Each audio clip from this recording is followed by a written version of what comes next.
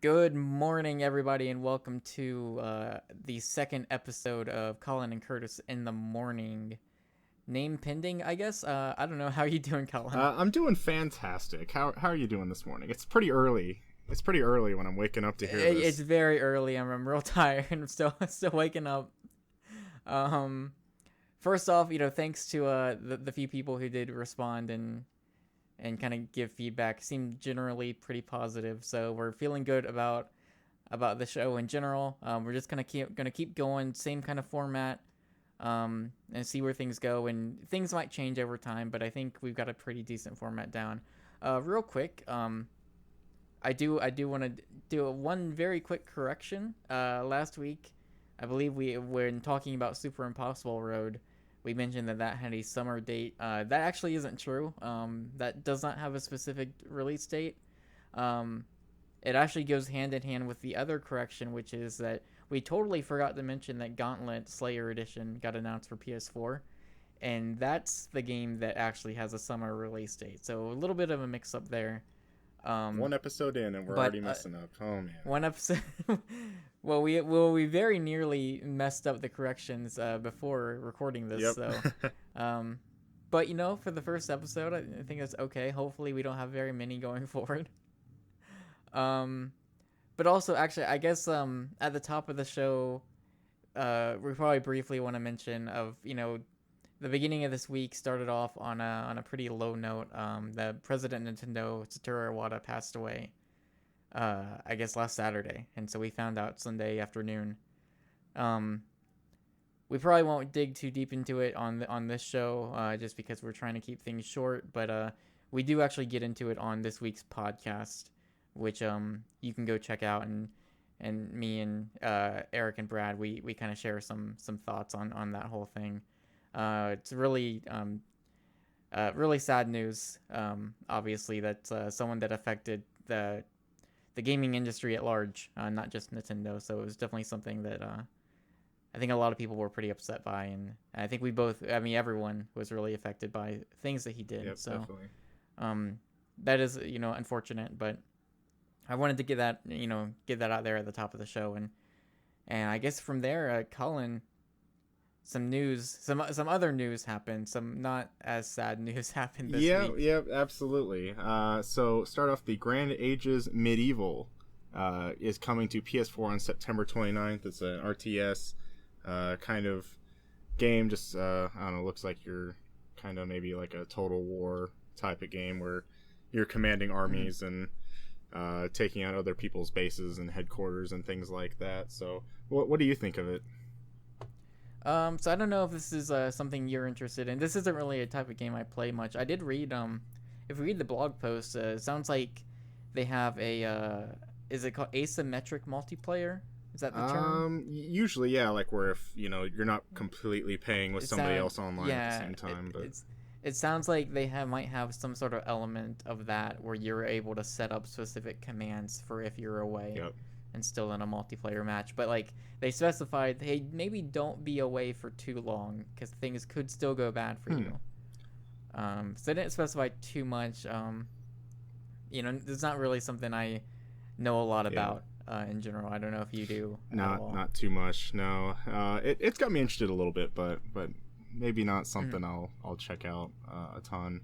But next on the list is Goat Simulator. It's on pretty much every platform but PlayStation, but now it's finally coming to PS4 and PS3 on August 11th, and you can fly around on your jetpack, you can blow stuff up, and walk away from it as you are the super goat of Goat Simulator that can withstand just about anything you throw at it.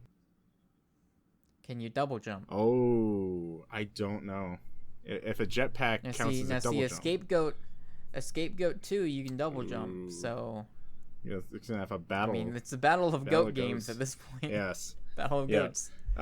One thing just to mention, they did mention something called Goat VR, which is going to be making its debut. I don't really know what that is, because in the post they talked about it doesn't require a headset, and then like a sentence later they're like, well, we haven't really worked with headsets yet, or something like that, like getting it to headsets. So it was really kind of confusing on if it's like it's going to be launching with the game on August 11th, but then of course Morpheus is not launching until middle of next year.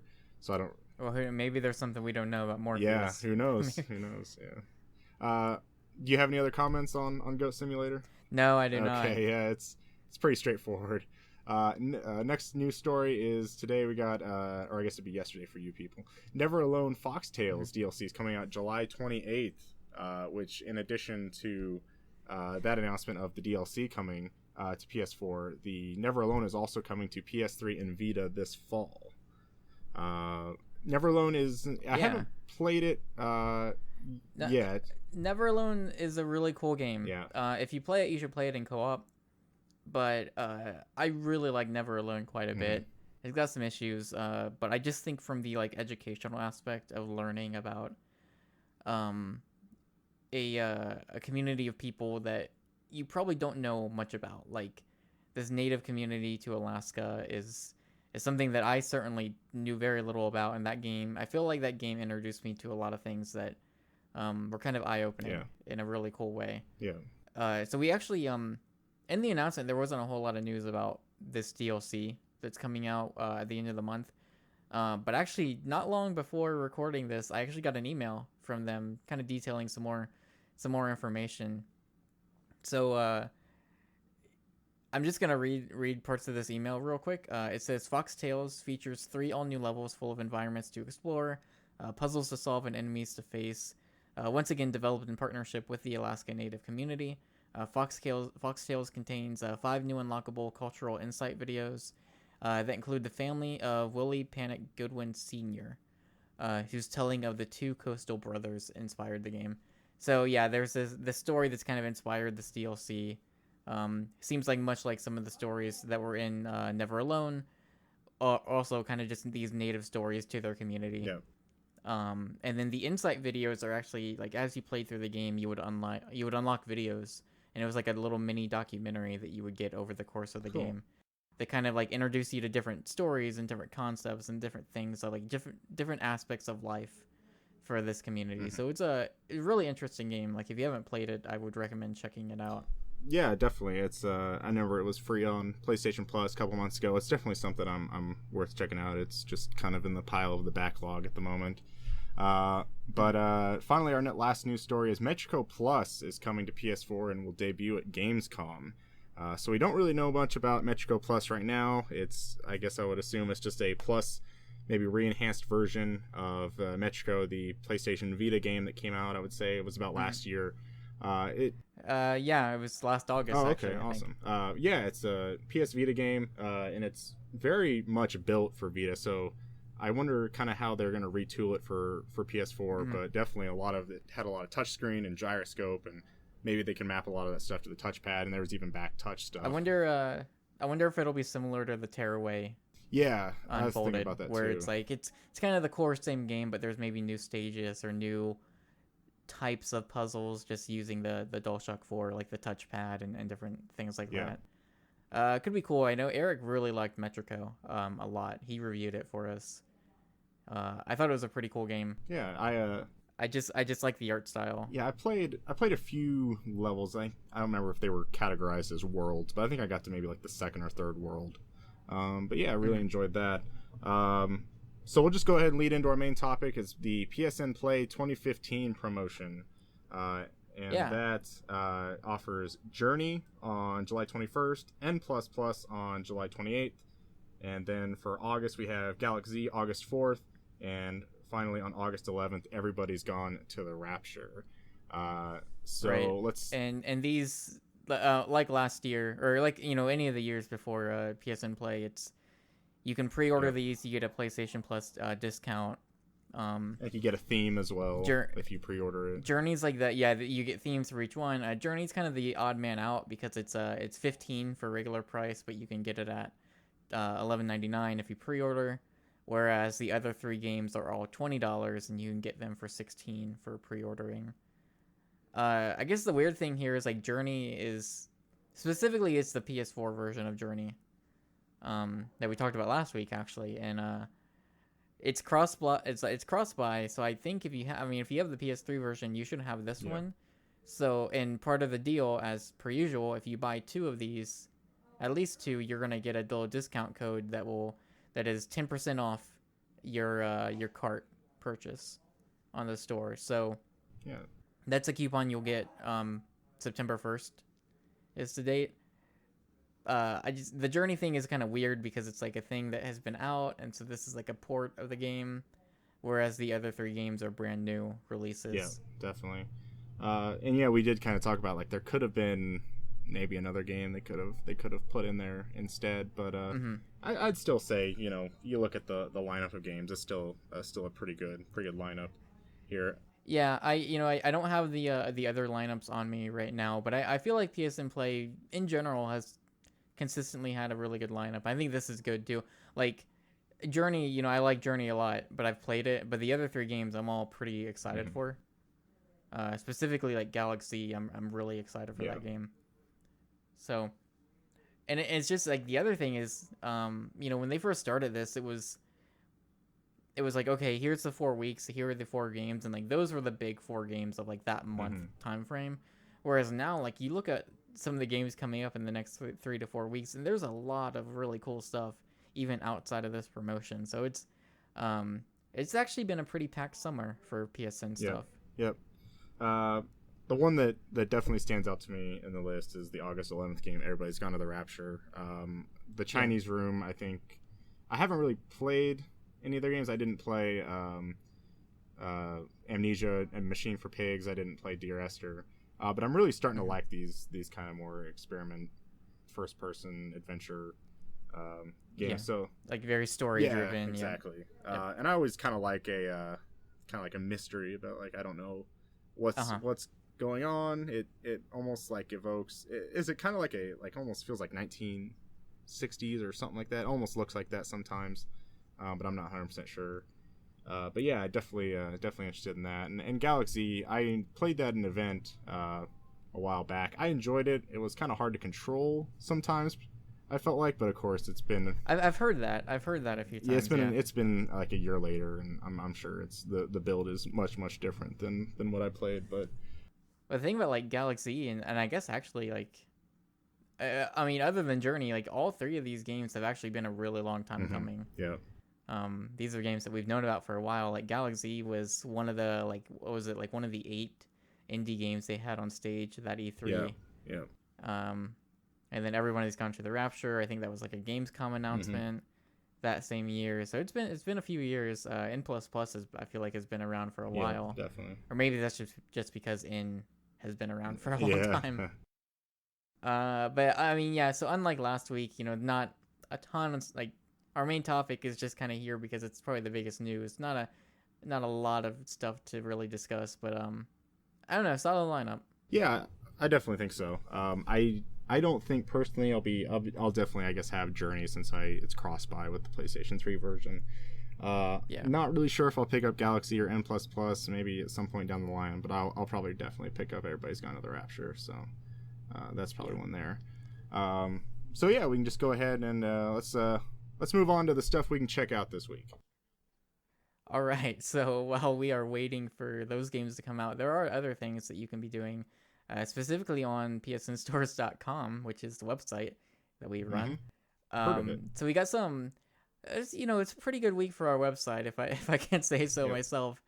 So we had Eric reviewed Pneuma Breath of Life, which he really liked. I ended up playing it as well. It's really good. You should check out his review. It's kind of a first person puzzle game. Very it makes you think.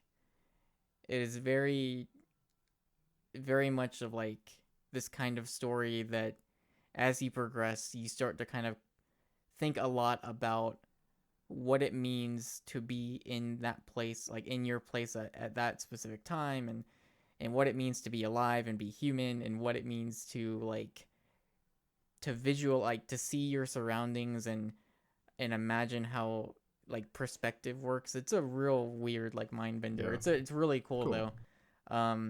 Then I reviewed The Fall, which is a side-scrolling puzzle game. There, it's like sci-fi, very much focused on AI and the ideals of AI following very specific commands, and how kind of into like the whole like laws of robotics in a way of like the morality of an AI, and how when faced with a situation where in order to follow your main command, you have to break or bend other rules that you have to adhere by, and it's a really tough situation. So that game's really cool. It's a kind of an old school adventure game. And then you reviewed Red Goddess Inner World. Yes, I did. On the website, I gave it I guess I would say a pretty mediocre review. It's a Metroid style 2D platformer. You're jumping around, you're collecting things, you're getting upgrades and powers, and it's got some. It's pretty simple combat. You have like 2 different modes. You have like a rage and a fear mode, and you fight enemies. You can pull off pretty simple combos. The big part for me was the loading times were very rough, and a lot of the platforms were pretty much just like one-hit kill stuff. And it was just very frustrating that like if you die, then you have to wait like another 30 seconds for the game to load, and it just kind of killed any momentum you had. Which then in turn, like with all the one-hit kill platforms, you have a health bar, but it just kind of made the health bar feel irrelevant when like you didn't need health when you fought in combat, and then at the same time your health bar didn't matter when you were getting killed by one-hit kill stuff. But you can check out that review on PSNStores.com. Yeah, check out those reviews. We also have it was a big week for podcast related stuff. So we had our usual podcast. We're at episode 148 now. That is where, if you want to hear kind of more of our expanded thoughts on Iwata and just his impact on the industry, you can go there. We also have our usual, discussion of different stuff we're playing and all sorts of good stuff there. We also had 2 dev chats posted this week. One was with one of the developers behind Oh Dear, which was one of the final PlayStation Mobile games. Unfortunately, by the time you're seeing this, PlayStation Mobile has closed down. The store itself has closed down, so you're no longer able to make purchases. But you should still check that interview out because there's actually some really fascinating things about that game. Just from a game design perspective, the way that they created this like fake 3D looking world using only 2D assets, like it's really interesting to listen to.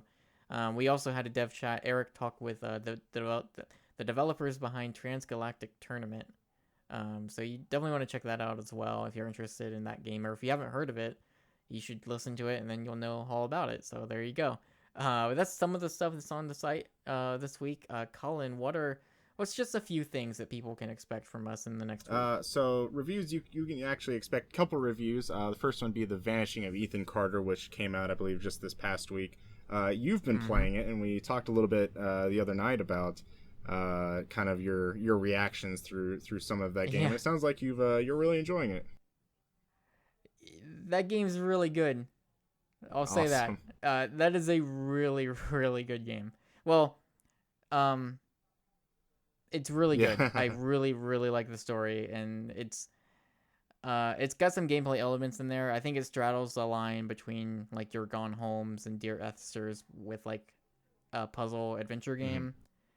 Like there's still some gameplay there, but it's kind of like this in between. I think it's a pretty happy middle for what it's going for, but it does really well. And also, like, if you follow me on Twitter, you probably saw some of the screenshots I was tweeting out. That game looks beautiful. Nice. Yeah, it's insane. Yeah.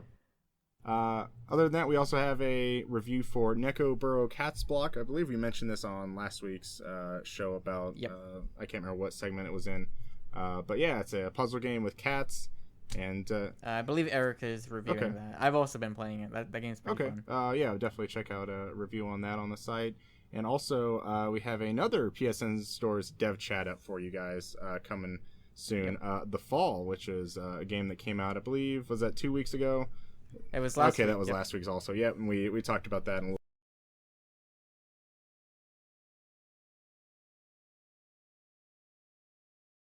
but that's going to do it for the show this week. If you want to follow us, we have our side account at PSN Stores on Twitter. Collin, what's your Twitter? Where can people find you at? I am at Bossman C. Crowder. And that is 2 S's in Bossman. Yes, 2 S's, and also for the C, and then Crowder, that's also 2 C's in there. Yeah, 2 S's, 2 S's. And then I am at PS Penguin on Twitter. If you got questions, you can send us an email. You use a question, or if you have a correction, leave it in the comments, or you can send it to the podcast at PSNStores.com email.